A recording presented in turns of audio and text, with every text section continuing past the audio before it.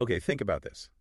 What if one person, never actually elected to anything, could end up with more raw power than, say, any governor or mayor? Someone who could literally reshape a huge city, displace hundreds of thousands of people, and basically dictate its future for, like, 40 years. Yeah. I mean, what would that even take? What kind of person, what kind of genius, maybe, or ruthlessness? That sounds almost like fiction, doesn't it?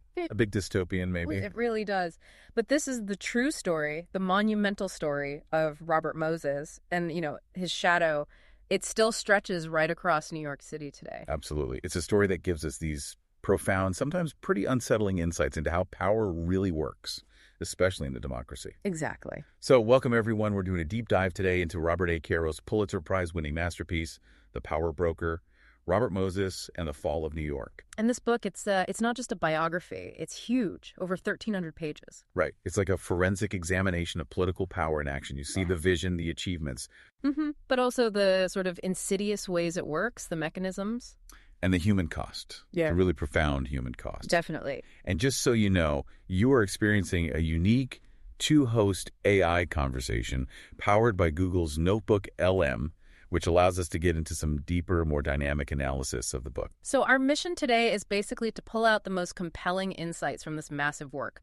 We want to look at the surprising facts about Moses' rise. His incredible reign, yeah, and then his eventual, actually quite quiet, fall from grace. And maybe more importantly, what his story tells you, the listener, about how things like governance, big infrastructure projects, and even democracy itself actually function. Okay, so where do we start? Moses didn't begin as this, power-hungry figure. No, not at all. Caro makes it really clear. He starts out as an idealist, born 1888. His early life, Caro details this meticulously, was really shaped by his mother's side, particularly his grandmother and his mother, Bella. Right, the domineering maternal lineage, as Caro puts it.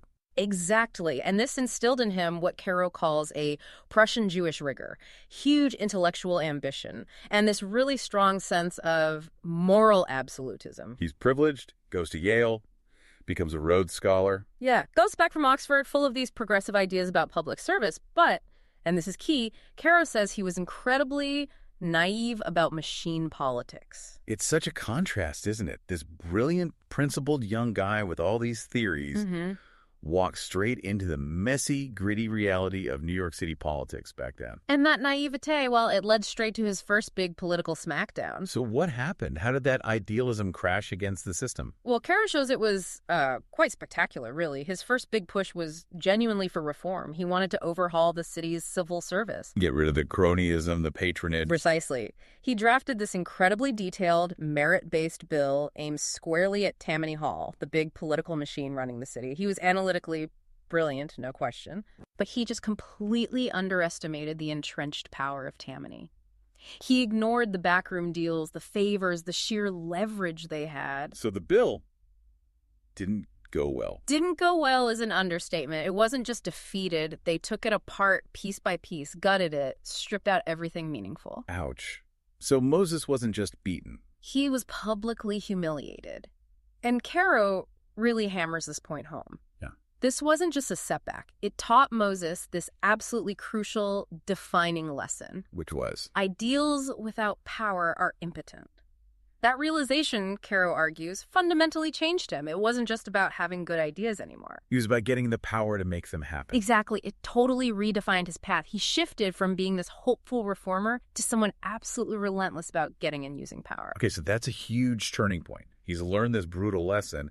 How does he actually start to get that power? He's still pretty unknown at this point. Right. Well, after that humbling experience, he lands a job working for Governor Al Smith, who was a real political operator. Learning from a master. Pretty much. And it's here Moses discovers what Caro calls the purest route to durable authority. Which is? Drafting legislation, writing the laws themselves, but not just writing them. Engineering them. Yes. Yeah. Engineering them with this almost Machiavellian foresight. He realized the language of the law, if you crafted it just right, could build power structures that were nearly impossible to tear down later. Okay, give us an example. How did he actually do that? The classic example is the 1924 Long Island State Park Act. Moses didn't just write a law to create parks. He buried specific clauses deep inside it.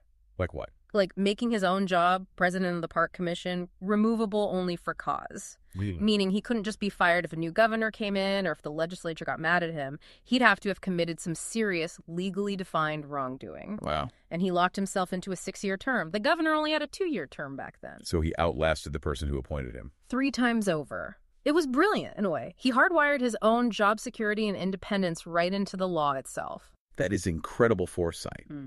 And once he had that kind of legal foundation, He started building, and building big. Initially, people loved him for it. The Long Island Parks, Jones Beach, which was just spectacular. the Triborough Bridge, a massive undertaking. Huge, visible achievements. The public was genuinely captivated. But Caro shows us there was something else going on beneath the surface, right? A strategy for consolidating control. Oh, absolutely.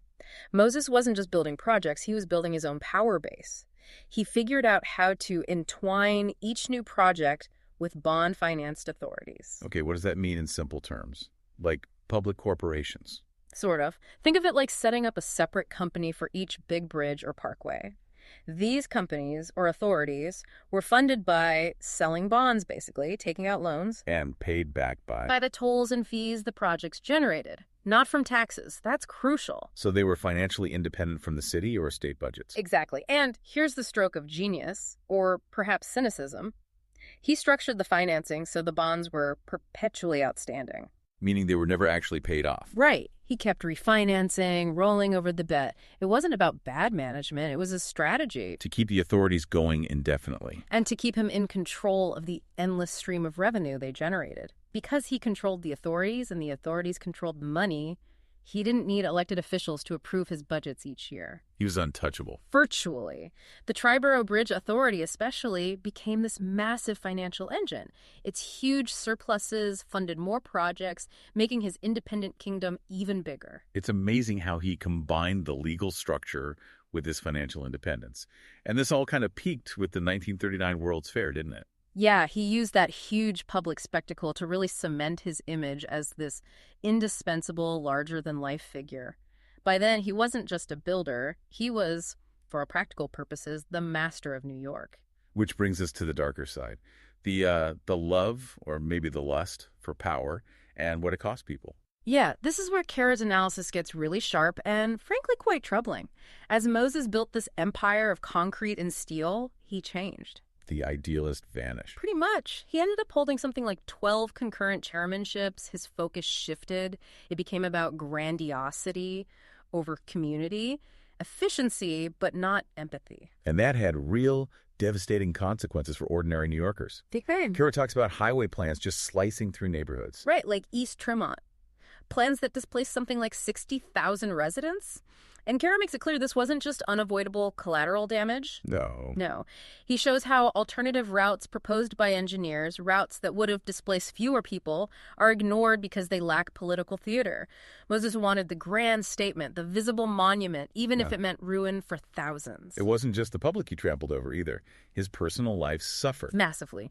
Caro details how he actively sabotaged his own brother Paul's career. And he famously neglected his wife, Mary, basically to maintain his insane monastic work schedule.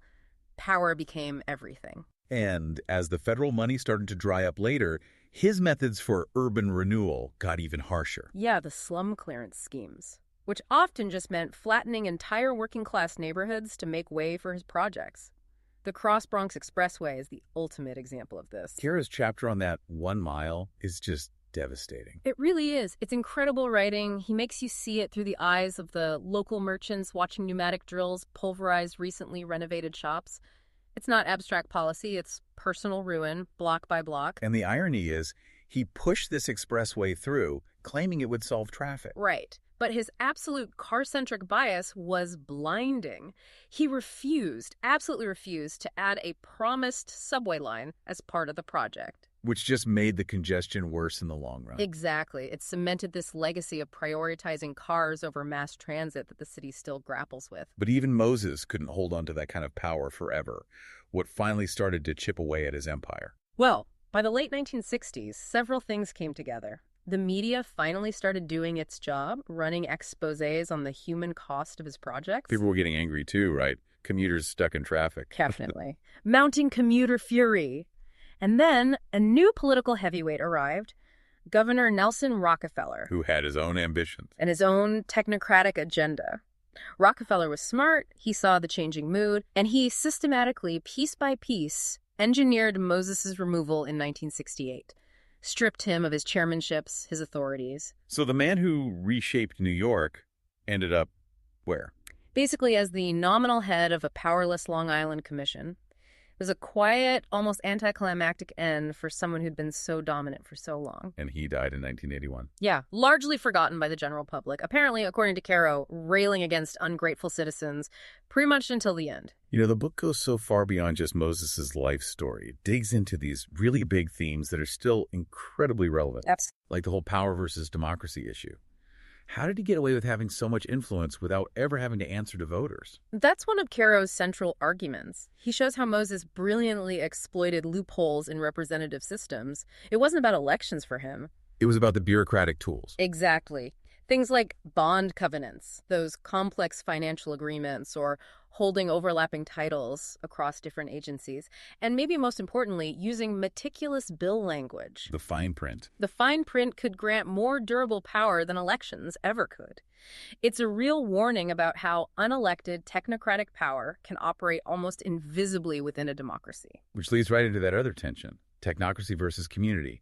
His approach was all about the big plan, the data-driven blueprints, justifying these massive projects. But as we saw, the human cost was immense, bulldozing neighborhoods.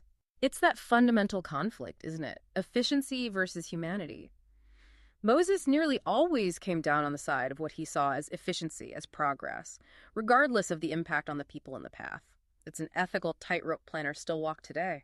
And Caro confronts the really ugly side, too, the racial and class bias built into some of these projects. Yeah, he doesn't shy away from it. The detail about the low parkway bridges reportedly blocking buses, carrying Black and Latino families to the beaches. It's chilling. Systemic segregation literally built in concrete and steel. And it all feeds into this idea of the seduction of ends justify means. That initial idealism Moses had, it just corroded over time. He started to believe his own hype, that the grand projects excuse the ruthless tactics. Completely. He rationalized ruthless tactics as necessary for progress. Caro has that incredible quote summing it up. An idea was no good without power behind it. Power to make people adopt it. Power to reward them when they did. Power to crush them when they didn't. Wow. That's stark. And the media, for a long time, just went along with it. Yeah, Caro points to the media complicity. For years, the newspapers were just lauding ribbon cuttings, focusing on the shiny new things. And not digging into the real story. Exactly. Neglecting investigative scrutiny.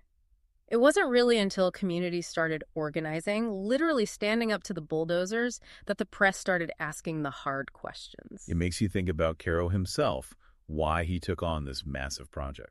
Well, his motivation is pretty compelling, too. He was an investigative reporter for Newsday and started looking into Moses after seeing a bridge project approved that he thought was deeply flawed. He saw the system wasn't working. He realized democratic checks had failed against this incredibly powerful, unelected figure, and his dedication was just legendary. 7 years of intense research. His wife, Ina, played a huge role, too, right? Absolutely crucial. She supported him, did vast amounts of research alongside him. They apparently ended up with a 1,000,000-word manuscript. Wow. Had to cut that down a bit. Just a bit. But his mission was clear. He wanted to show how political power really works in America, warts and all. And the book's impact has been huge, hasn't it? It wasn't just a bestseller. No, it was immediately seen as an instant classic. It combined that deep reporting with this sweeping, almost novelistic narrative. It's become the cautionary tale about mega project arrogance. You hear politicians referencing it all the time, from all sides. Definitely. And it had real-world policy consequences, too. It added fuel to the highway revolts in the 60s and 70s, people fighting back against disruptive projects, citing what happened in places like East Tremont. They pushed for more oversight. Yeah, it helped lead to the rise of environmental impact reviews, things like NEPA, the National Environmental Policy Act, making planners actually look at the human and environmental costs. And reforms to those public authorities he perfected. Exactly. Putting limits on how long they could keep bonds going, trying to prevent that kind of perpetual, unaccountable power Moses built. Caro's line about Moses always sticks with me. He could slice through obstacle after obstacle, but he could never see people standing in the path. It captures it perfectly, doesn't it? The brilliance and the blindness. And the power broker lasts because it asks these fundamental questions that we're still dealing with. Mm-hmm. Who's really in charge when you have technical experts, political insiders, and maybe a public that's not paying close enough attention? Right. What kind of vigilance does that require from us, from you as citizens? And the big one, can we actually build the large-scale things societies need without causing significant harm and displacement? Or is the Moses legacy, in some ways, just the unavoidable cost of progress? Those are heavy questions, and they echo in planning debates in nearly every major city today. Absolutely. Look, this has been fascinating, but we've really only skimmed the surface of this incredible book. Oh, for sure. Oh, It's yeah. a book you can spend a lot of time with. And for those listeners who do want to dive even deeper into this kind of AI-powered book analysis, Oh. check out our Mindful Moments on our YouTube channel. We offer insights there that are really designed to spark reflection and, rational thinking about complex ideas. Great suggestion. And for more content like this, you should definitely check out our podcasts. We cover a really wide range of topics there as well. Mm-hmm. So please subscribe to The Deep Dive for more explorations into these kinds of challenging books and ideas. If you found this interesting, share it with friends, family, anyone who loves to think critically about how our world works.